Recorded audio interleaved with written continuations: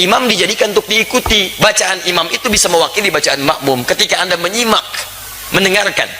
Nah, apa bagian yang disimak itu? Bacaan Quran. Jadi sebagian yang disimak ini ada yang diikuti. Apa diantaranya?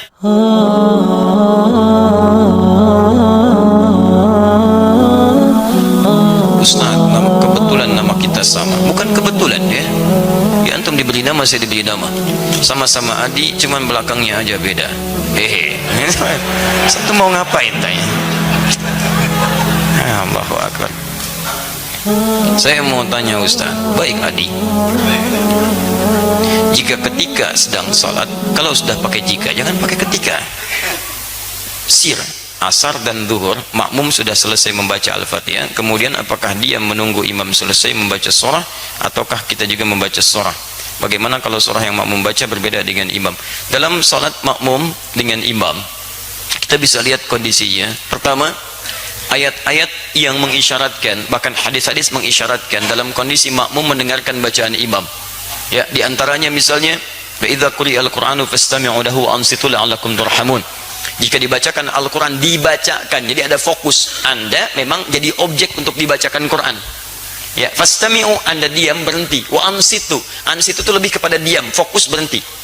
Misal, sedang ngobrol nih, saya bacakan misalnya, Anda objek bacaannya, maka Anda diam menyimak.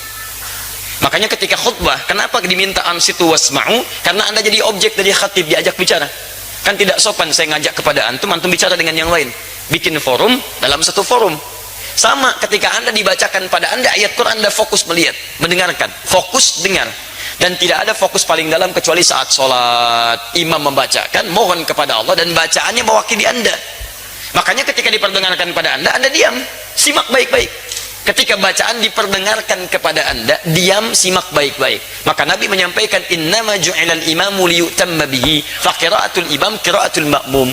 Imam dijadikan untuk diikuti. Bacaan imam itu bisa mewakili bacaan makmum ketika Anda menyimak, mendengarkan.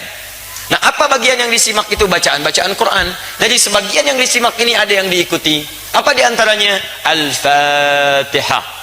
Al-Fatihah. La salata liman lam yaqra bi Fatihatil kitab. Tidak sempurna salat seseorang ketika bisa baca Al-Fatihah, dia tinggalkan Al-Fatihahnya. Ini maksudnya dalam salat berjamaah. Imam baca Al-Fatihah, makmum punya peluang. Makanya mohon maaf ya, imam itu tolong beri kesempatan pada makmum untuk bisa setidaknya memiliki waktu jeda untuk bisa mengikuti bacaan imam dalam Fatihah. Anda bisa jedakan dalam setiap ayat. Misal, alhamdulillahi rabbil alamin. Tidak sebentar, makmum mengikuti dalam hatinya, alhamdulillah rabbil alamin. Ar-Rahmanir Rahim. Antum ikuti misalnya.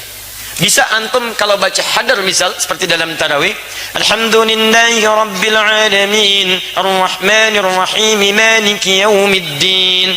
Antum panjangkan itu, sambungkan sampai waladdallin misal, antum jeda sebentar supaya makmum punya kesempatan untuk membaca Al-Fatihahnya.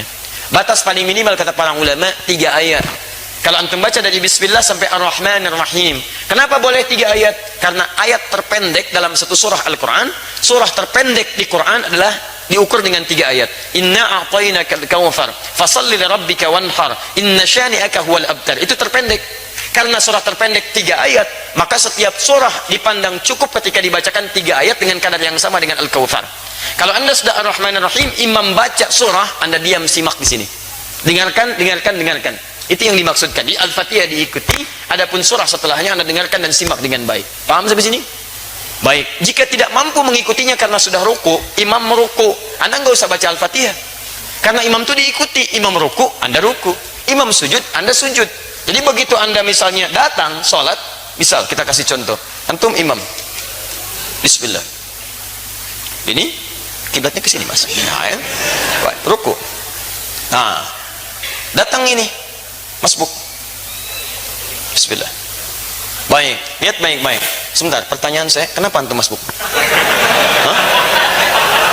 Orang lain bisa tepat waktu, antum masbuk, kenapa antum masbuk? Jangan dibiasakan mas, sholat itu penting. Antum dahulukan kepentingan akhirat. Jangan diulangi lagi ya. Yang lain bisa datang tepat waktu, antum masbuk, luar biasa. Siapa nama antum? Mas Faiz, bukan masbuk. Jangan masbuk, ya Mas Faiz. Jangan diulang ya. Awas antum, hati-hati. Cita-cita masuk surga, masbuk lagi. Tahan sebentar, antum sedang sholat. Ini posisi sedang rukuk, beliau datang terlambat, ya.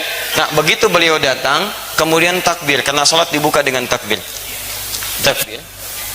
Allah.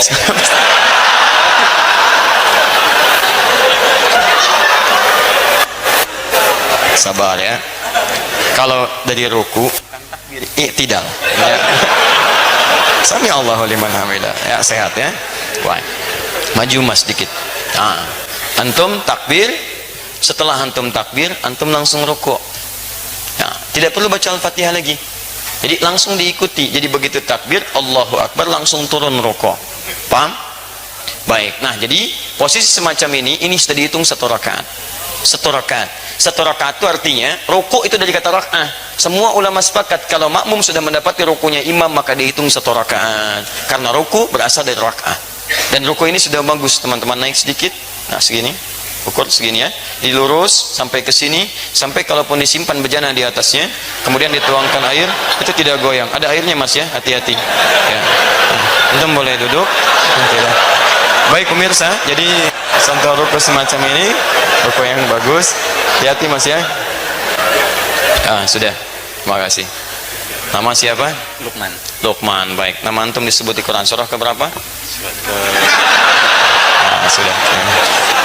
Surah 31. Baik. Insyaallah antum malam ini akan mendapatkan hadiah khusus spesial buat Lukman. Kita akan berikan mushaf khusus dan kita doakan dengan mushaf itu bisa hafal Quran insyaallah ya. Baik. Sudah menikah? Alhamdulillah. Baik.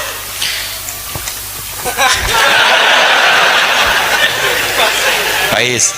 Baik. Jangan masbuk lagi ya. Teruskan. Baik, jadi antum langsung ikuti, kemudian bacaan rukuknya ikuti itu. Sekarang persoalannya, bagaimana kalau sholat sir? Karena bacaan imam tidak diperdengarkan kepada antum. Maka disinilah ulama berpendapat, satu mengatakan cukupkan dengan Al-Fatihah, karena yang dimintakan Al-Fatihahnya. Maka antum bacakan Al-Fatihah, Al-Fatihah, Al-Fatihah. Jikapun belum imam kemudian turun, antum bisa mengulang Al-Fatihahnya. Yang kedua, ini saya lebih cenderung kepadanya. Karena ayat pertama diikat dengan hukum dibacakan, sedangkan sir itu tidak diperdengarkan kepada makmumnya. Maka dari itu setelah antum kemudian bacakan surah Al-Fatihah, antum bisa kemudian bacakan surah-surah yang sekiranya bisa menunggu imam sampai dengan dia ruku. Ustadz, bagaimana kalau bacaan makmum beda dengan imam? Tahu dari mana antum bisa sama dan beda? Kan imam nggak ngasih tahu karena nggak dibacakan kepada antum. Nggak bisa antum mau ruku, imam sama nggak bacaan? Ini sama antum sedang sholat. Ya, di situ nggak ada masalah perbedaan itu sepanjang masih dalam rukun yang sama, nggak ada masalah. Sama dengan begini, antum mau turun sujud, imam pakai lutut, antum pakai telapak tangan, salah nggak?